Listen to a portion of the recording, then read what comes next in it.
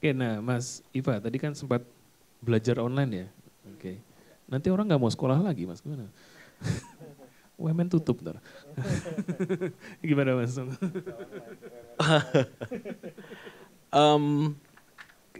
Kayaknya saya mau nyambungin juga dari statement Mas Adi sama Mbak Alin tadi juga.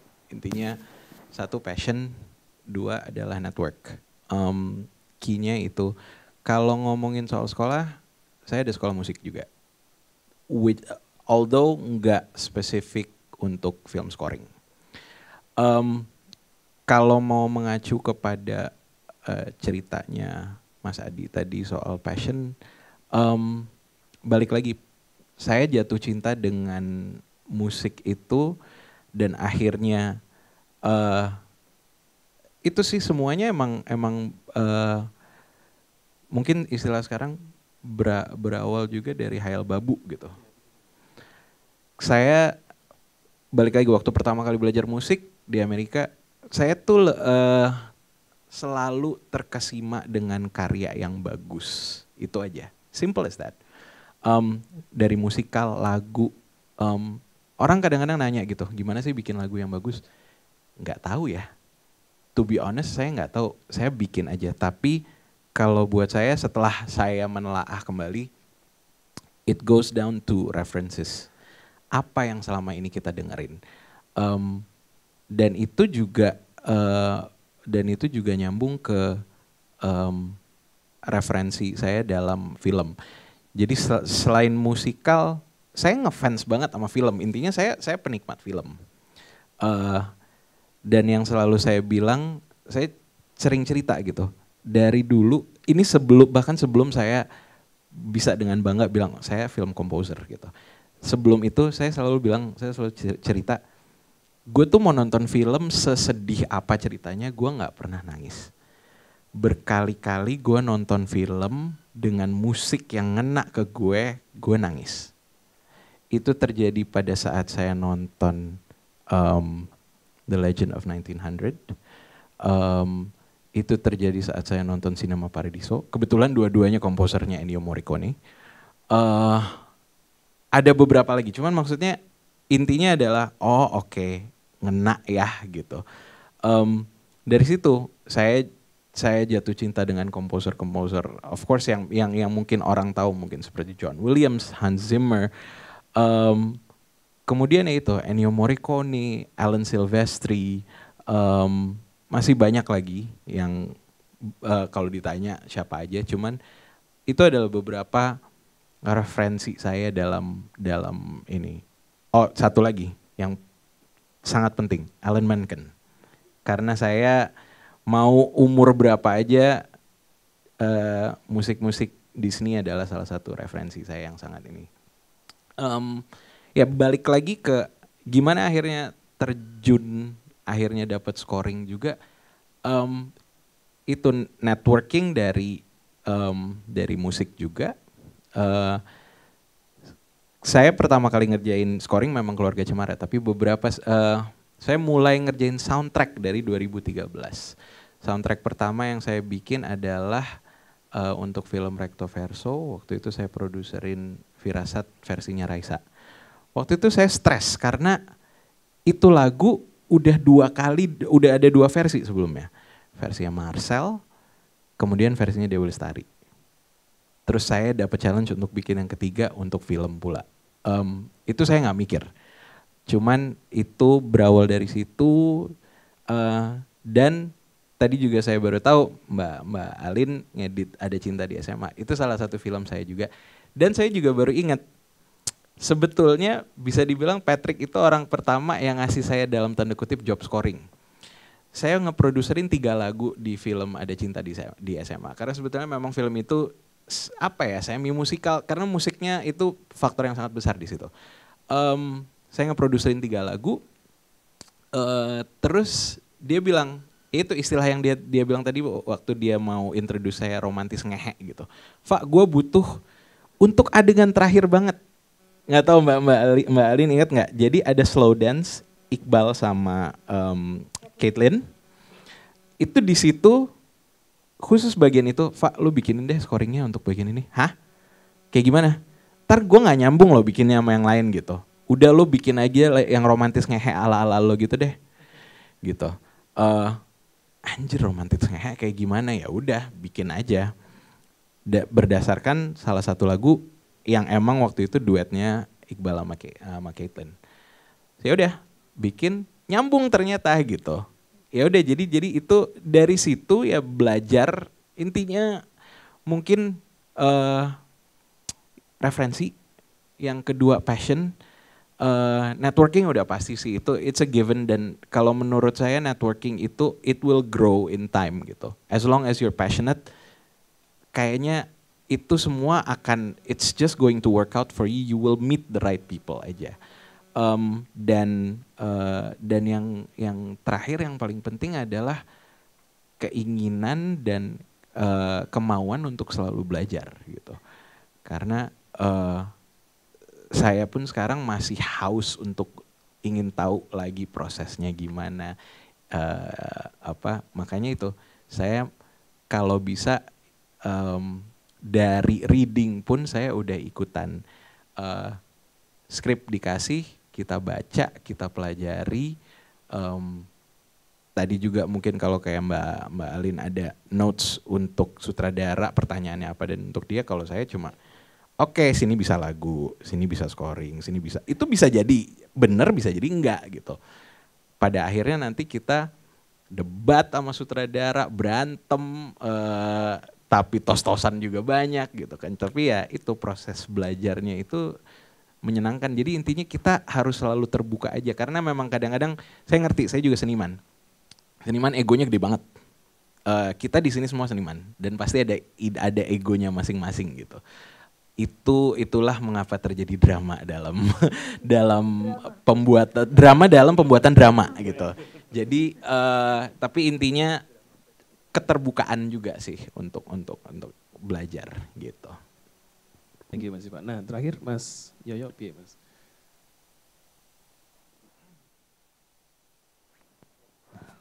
Apalagi ya, udah semua tuh udah diwakilin. Tadi tolong dibalikin lagi Mas pertanyaannya. Apa Mas? Kalau mau terjun ke industri, ya. Gimana untuk teman-teman segala macam? Ya kalau cerita sayanya kejauhan lah, nanti saya dibilang paling tua sendiri di sini nggak enak lah gitu. Ya.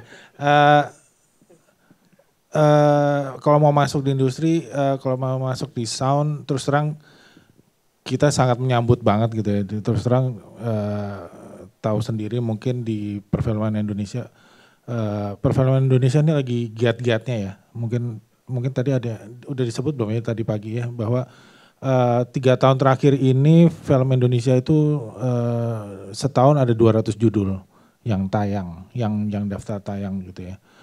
Bayangin, jadi buat komparasi aja di Thailand itu negara dengan budaya nonton yang jauh lebih besar dari kita gitu ya. Jumlah layar bioskopnya juga jauh lebih banyak gitu di sana.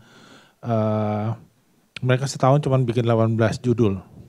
Mereka cuma ada 18 judul film, yang 9-nya indie, 9-nya komersial. Itu yang saya dengar dari pelakunya juga di sana. Kita 200 judul gitu ya. Ya, satu sisi alhamdulillah, di satu sisi deg-degan juga gitu karena artinya semuanya jadi rebutan gitu ya. Jadi yang pasti jumlah layar kita yang sangat terbatas jadi rebutan, otomatis budget produksi kita emang nggak pernah ada yang besar gitu ya. Insya Allah di kemudian hari membesar. Artinya bahwa kebutuhan ya artinya kebutuhan untuk pekerja filmnya sangat tinggi gitu ya sekarang on demand gitu. Saya aja setahun nggak pengen banyak-banyak gitu ya sebenarnya gitu, tapi saya rata-rata setahun 18 judulan gitu. 18 judul. Wah, jangan gitu dong. Di tempat Kiki 60 loh setahun. Saya 18 loh.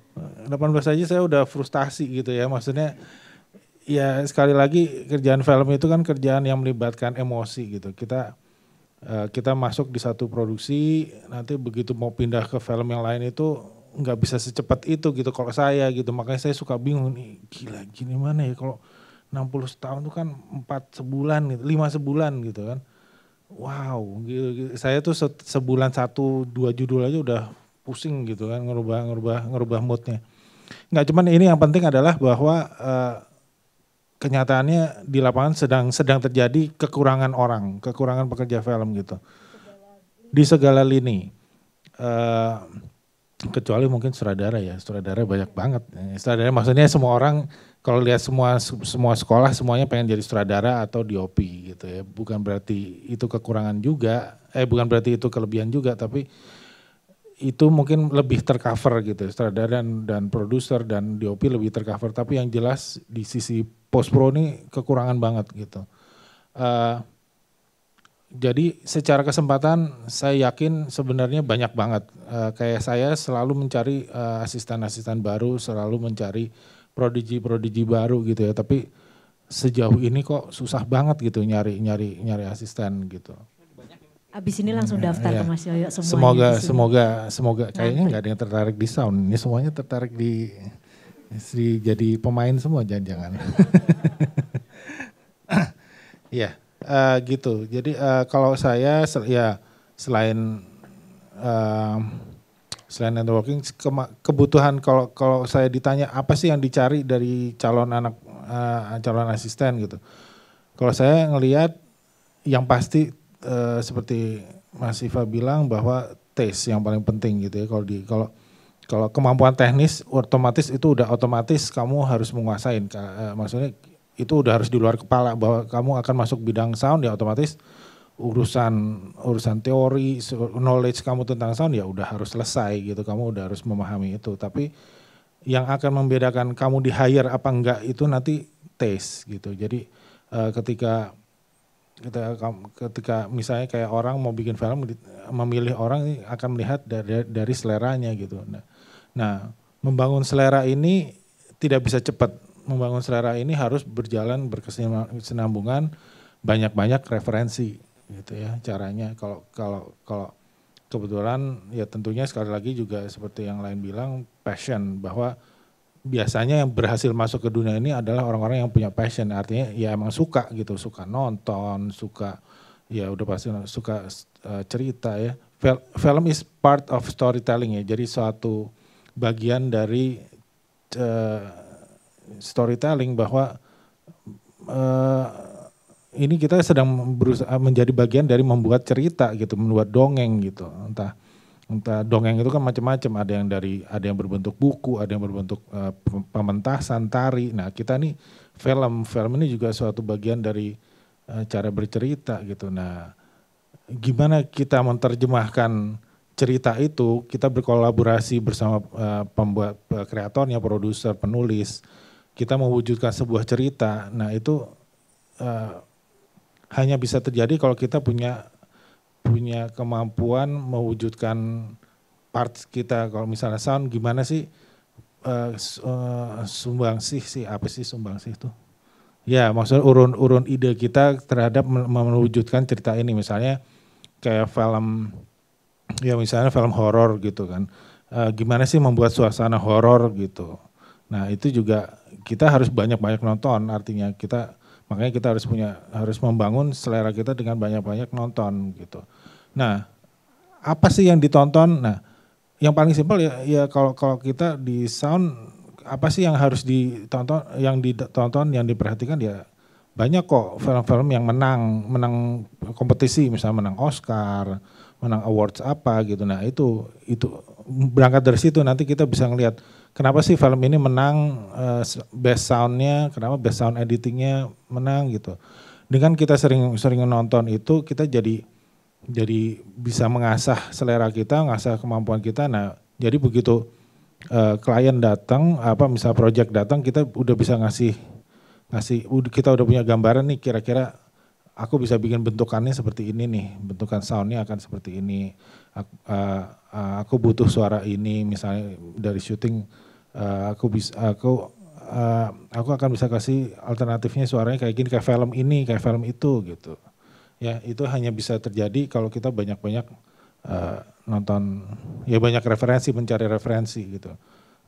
Entah nonton, entah baca, entah ya maksudnya ngikutin tren, karena selera ini juga berkembang gitu. Jadi mungkin pada waktu setiap dekade itu selalu ada stylenya gitu. Makanya kan selalu disebut generasi 80, 90, 2000 gitu ya. Ya karena style-style ini selalu berubah gitu. Jadi kita harus selalu update gitu. Saya setiap mau kerja gitu selalu, ya selain hobi saya nonton, saya juga selalu nyempetin nonton dulu gitu. Nonton film yang kira-kira bagus di tempat yang bagus gitu, supaya kuping kita benar gitu. Itu bagian dari saya untuk ngecun kuping saya gitu, bahwa saya nonton di bioskop film yang lagi tren. Oh misalnya apa ya yang paling signifikan ya, misalnya kayak Transformer gitu ya. Oh sekarang trennya gitu ya, suara sekencang itu gitu misalnya. Ini kencang itu kan juga tren ya. Maksudnya, efeknya sekarang staccato gitu, patah-patah, jadi suara gitu. Itu bagian dari tren gitu. Nah itu yang makanya saya harus nonton, saya bisa dengerin di situ. Oh suara orang tuh kayak gini, levelnya segini, tone-nya segini. Oh ngebass sama clarity-nya segitu. Kalau suara efek jauh, rame, berisik seperti apa sih gitu. Nah, itu harus banyak nonton. Nah, kayak sekarang tren film horor kayak Quiet Place gitu. Sekarang trennya gitu. Film yang sepi, benar-benar sepi gitu. Itu juga tren. Kalau tadinya film bang bang bong dar dor gitu ya, zaman-zaman itu, sekarang trennya quiet gitu, sepi. Tiba-tiba ada suara yang ya gitulah gitu ya. Ya harus banyak nonton, terutama film horor, karena 50% film Indonesia horor. Secara manajerial filenya harus benar supaya nggak ngerepotin temen yang di belakang. Kalau software yang paling penting Microsoft Excel, karena buat bikin invoice. Setelah Premiere balik ke ruang mixing lagi ya, itu udah itu tren belakangan ini begitu ya. Waktu digambarin kita terima tiba-tiba, kok ada adegan ini gitu, ada. Saya setuju adalah harus ada dari produksi ke pasca produksi harus berbicara gitu loh. Saya kalau di mesin saya pakai iSATA itu bisa grading di hard disk dan itu stabil mau.